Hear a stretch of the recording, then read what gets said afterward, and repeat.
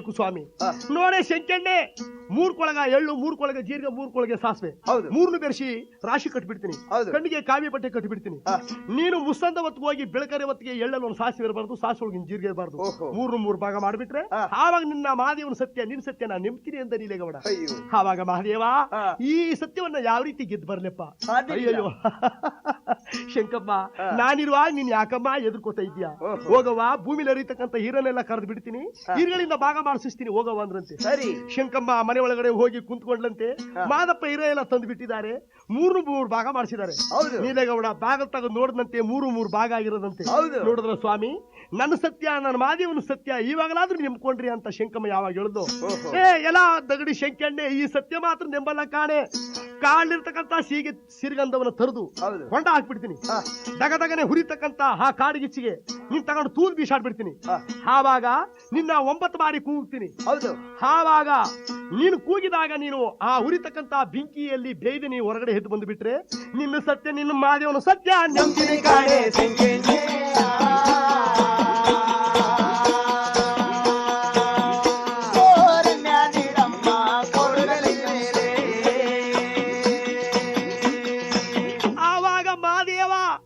ಪಾದವೇ ಗತಿ, ಯಾವ ರೀತಿ ನಾನು ಹುರಿತಕ್ಕಂತ ಆ ಬೆಂಕಿಯಲ್ಲಿ ಬೆಂದು ಬರ್ಲೆಪ್ಪ ಅಂತ ಮಾದಪ್ಪನ ಕೈ ಮುಗಿದ್ಲಂತೆ ಶಂಕಮ್ಮ.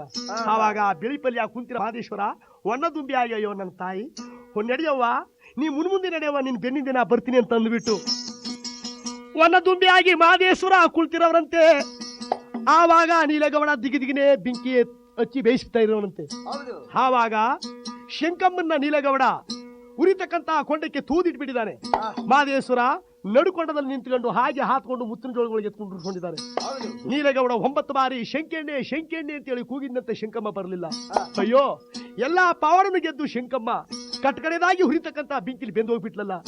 ಈ ಶಂಕಮ್ಮ ಸತ್ತೋದ್ಮೇಲೆ ನಾನು ಯಾಕೆ ಬದುಕಿರ್ಬೇಕು, ಈ ನನ್ನ ಮಡದಿ ಸತ್ತೋದ್ಮೇಲೆ ನಾನು ಯಾಕೆ ಬದುಕಿರ್ಬೇಕು ಅಂತೇಳಿ ಅವನು ಕೊಂಡಕ್ಕೆ ಇನ್ನೇನ ಹಾರಿ ಬೀಳುವ ಅಷ್ಟರಲ್ಲಿ ಮಹದೇಶ್ವರ ಬಂದು ಅವನು ಕೈ ಇಟ್ಕೊಂಡಿದ್ದಾರೆ.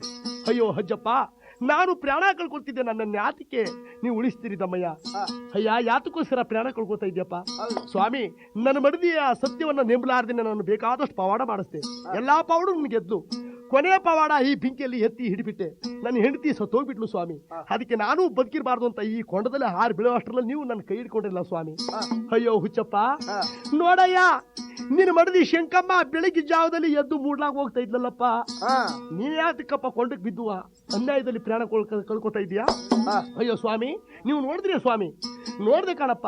ಹಾಗಿದ್ಮೇಲೆ ನಿಮ್ ತಮ್ಮಯ್ಯ ತಾತಪ್ಪ ನನ್ನ ಮಡದಿನ ನೀವು ನೋಡಿದ್ಮೇಲೆ ನನ್ನ ಮಡದಿನ ಬರ್ಮಾಡಿಸ್ಕೊಡಿದ್ದಮ್ಮಯ್ಯ.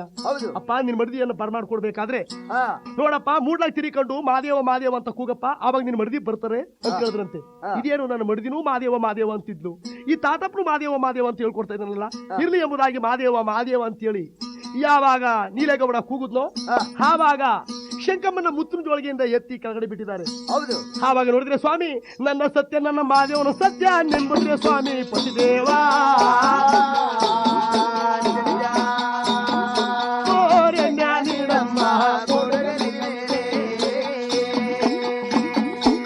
ಶಂಕಣ್ಣೆ, ನೆಮ್ಮದಿ ಕಾಣೆ, ನಿನ್ನ ಸತ್ಯನೇನ ನೆಂಬ್ಕಂಡೆ. ನನ್ನ ಕಣ್ಣೆದುರಿಗೆ ಎಲ್ಲಾ ಸತ್ಯನೂ ಮಾಡಿದ್ಯಾ, ಆದ್ರೆ ನಿನ್ನ ಮಾದೇವನ ಸತ್ಯನ ಯಾವ ರೀತಿ ನೆಂಬೇಕು ಶಂಕಣ್ಣೆ? ಅಯ್ಯೋ ನೋಡಿ ಸ್ವಾಮಿ, ನನ್ನ ಮಹದೇಶ್ವರ ಇವರೇ ನೋಡಿ, ನನ್ನ ಮಹದೇಶ್ವರ ಏನೇ ಈ ಮುದುಕಪ್ಪ ನಿನ್ನ ಮಹದೇಶ್ವರನ? ಅಯ್ಯೋ ನೆಂಬಲಾರಿ ಕಾಣೆ ಶಂಕಣ್ಣೆ. ಮಹದೇಶ್ವರ, ನೀ ಯಾಕಪ್ಪ ಮುದುಕ್ ನ್ಯಾಸ ತಾಳ್ತಾ ಇದೀಯಾ? ನಿಜವಾದ ರೂಪವನ್ನು ತೋರಪ್ಪ ಅಂತೇಳಿ ಶಂಕಮ್ಮ ಕೇಳ್ಕೊಂಡಾಗ ಆವಾಗ ಮಹದೇಶ್ವರ ನಿಜ ರೂಪ ತೋರಿದ್ರಂತೆ. ನೀಲಗೌಡ, ಇನ್ಮೇಲಾದ್ರೂ ತನ್ನ ಮಡದಿಯನ್ನು ಕರ್ಕೊಂಡು ಸುಖವಾಗಿ ಮನೆ ಒಳಗೆ ಬಾಳ್ತೀಯೋ ಅಥವಾ ಇನ್ನೇನಾದ್ರೂ ಕಷ್ಟ ಕೊಡ್ತೀಯೋ? ಇಲ್ಲ ತಮ್ಮಯ್ಯ, ನಿಮ್ ಪಾದಾನು ನಾ ಕಷ್ಟ ಕೊಡೋದಿಲ್ಲ, ನನ್ನ ಮಡದಿನ ಕರ್ಕೊಂಡು ಹೋಗಿ ಸುಖವಾಗಿ ಬಾಳ್ತೀನಿ ಅಂತ ಹೇಳ್ಬಿಟ್ಟು ಮಹದೇಶ್ವರನ ಪಾದಕ್ಕೆ ನಮಸ್ಕಾರ ಮಾಡ್ಕೊಂಡು ಅವರು ಇಬ್ರು ಅರಮನೆಗೆ ಹೋದ್ರಂತೆ. ಶಂಕಮ್ಮ ಮಕ್ಕಳು ನಾನು 2 ದಿನಕ್ಕೆ ಬರ್ತೀನಿ ಅಂತ ಅಂದ್ಬಿಟ್ಟು ಮಹದೇಶ್ವರ ಅವ್ರು 7 ಮನೆ ಕೈಲಾಸಕ್ಕೆ ಹೊರಟಿದ್ದಾರೆ. ನೀಲಗೌಡ ನೋಡಲ್ಲ ಶಂಕಣ್ಣೆ, ನಾನು ಬೇಟೆ ಮಾಡ್ಕೊಂಡು ಬಂದಿರತಕ್ಕಂಥದ್ನೆಲ್ಲ ಆ ಕೊಕ್ಕರೆ ಕೊಮದತ್ತಿ ಬೆಟ್ಟದ ಬಂಡೆ ಮೇಲೆ ಮಾಡಿ ಬಂದಿದ್ದೀನಿ, ಹೆಜ್ಜೆ ತುಪ್ಪ ತುಡುವೆ ತುಪ್ಪ ಎಲ್ಲನು ನಾ ತಗೊಂಡು ಬರ್ತೀನಿ ಅಂತೇಳಿ ನೀಲಗೌಡ ಆ ಕಡೆ ಹೊರಟಿದ್ದಾನೆ. ಆವಾಗ ಮಹದೇಶ್ವರ ಕೊಟ್ಟಿರ್ತಕ್ಕಂಥ ಮಾಯದ ಮಕ್ಕಳು ಉಡುವ ದಿನ ಬಂದಿತ್ತಂತೆ. ಆ ನವಮಾಸ 9 ತಿಂಗಳು ಕಳೆದು ಬಂದಾಗ ಹೊಟ್ಟೆ ನೋವು ಅಂತ ಶಂಕಮ್ಮ ಬ್ಯಾನಾಡ್ತಿರುವಾಗ ಇವಳು ಅಳುವ ಕಣ್ಣೀರು ಮಹದೇಶ್ವರನ ಪಾದಕ್ಕೆ ಪ್ರಿಯವಾಯ್ತಂತೆ. ಆವಾಗ ಮೂಕಳ್ಳಿ ಮಾರಮ್ಮ ನೀವು ಹೋಗಿ ಶಂಕಮ್ಮನ ಹೆರಿಗೆ ಮಾಡಿಸು ಅಂತ ಹೇಳಿ ಮಾದಪ್ಪ ಮೂಕಳ್ಳಿ ಮಾರಮ್ಮನ ಕಳಿಸಿದ್ದಾರೆ. ಆವಾಗ ಕಳಿಸ್ಬಿಟ್ಟು ಈ ಮೂಕಳ್ಳಿ